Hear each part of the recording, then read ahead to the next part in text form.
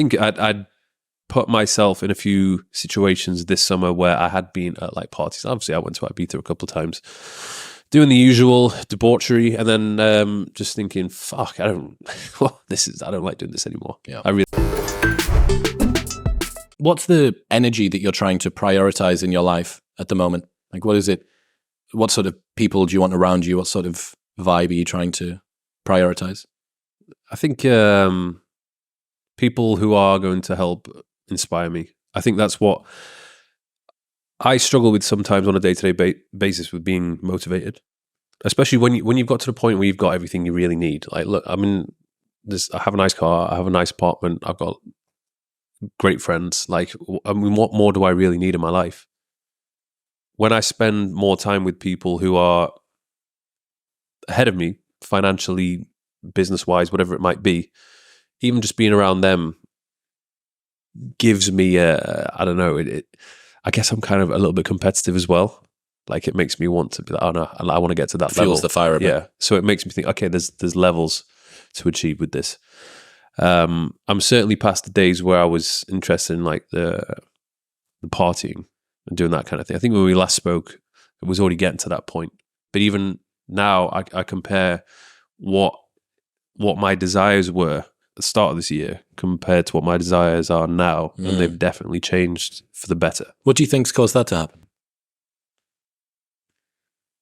I think just coming to the realization of what is like really important, knowing that a lot of things which I've wanted to do, I've done. And I think I'd put myself in a few situations this summer where I had been at like parties. Obviously, I went to Ibiza a couple of times, doing the usual debauchery, and then just thinking, "Fuck, I don't like doing this anymore." Yeah. I really don't like. I don't get as much enjoyment from it, but I hate the way it makes me feel. Yeah. I think with what I'm doing now, you know, especially with what we do, doing the podcast, being on YouTube, I have to be on it like all the time, and I actually really enjoy this elevated state which I'm at.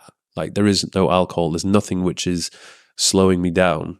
So if you do go out and you drink or you do anything negative for your health or your mindset, just waking up and feeling groggy and shit is like, it's horrible. I want to wake up every day feeling as good as I can possibly feel. And when you have a really good sleep and you wake up and you're like, oh my God, that was a good sleep. This is and what you it's like to feel be like human. you've taken a friggin' limitless pill. I want that every day. Yeah, that's I know Iman Gadzhi's a big fan of monk mode, but it's one of the most addicting parts of monk mode that nothing ever knocks you off that routine. Yeah. That you're permanently in this like hermetically sealed box, right? Nothing is coming in, nothing is nudging it, nothing is breaking it. Just perfect routine at all times. And all you're optimized for is that. And it can be very, very addicting. It's even one thing which I love to do. I used to travel loads, but now I'm actually, I don't want to travel because I know it's going to knock me off this very good routine which I have going on. That's something that's cool that I kind of wish I could gift more people. If I could gift them a pursuit that they're needing maximum sort of cognitive horsepower, and they can do it sufficiently frequently that they notice the fluctuations between themselves. The last couple of days, my sleep's just been so wrecked since I've been here. I don't know how you do it with the amount of traveling you do. Yeah, it's not been easy. Most of the travel, when it's within inside the US, it's fine, but the one that we did here was pretty brutal. And last night we were at dinner and I was trying to think of this word. I was trying to think of this word, and it wasn't there. And I just know that it's because I'm underslept. Yeah. But being able to play with that tolerance, I guess, like an athlete, right? You know the speed that you're usually able to run at or cut at or, jump at or lift or whatever. And you go, oh, this isn't there today. Why is that not there? And then you start to investigate a little bit. But it's so cool. And knowing the contributing factors to that and then having a pursuit that allows to act as a barometer for it is brilliant, because you go, okay, well, this is my reinforcement mechanism for me focusing on making myself better, because I can feel when I make myself better and I can feel when I make myself worse. And it's way easier to make myself even a tiny bit worse than it is to make myself even less of a bit better. So yeah, I think focusing on like things that are going to help you be better long term is...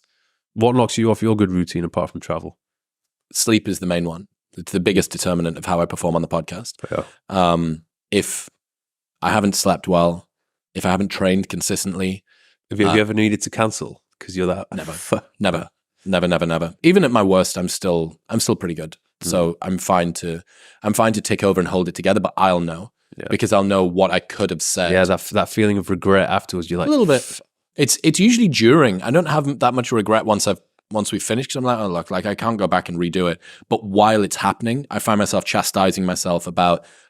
Lex has spoken about this. You'll say a word imprecisely, or you'll say a sentence that could have been nicer, could have been more lean, and as you're saying it, you'll think that was fucking shit.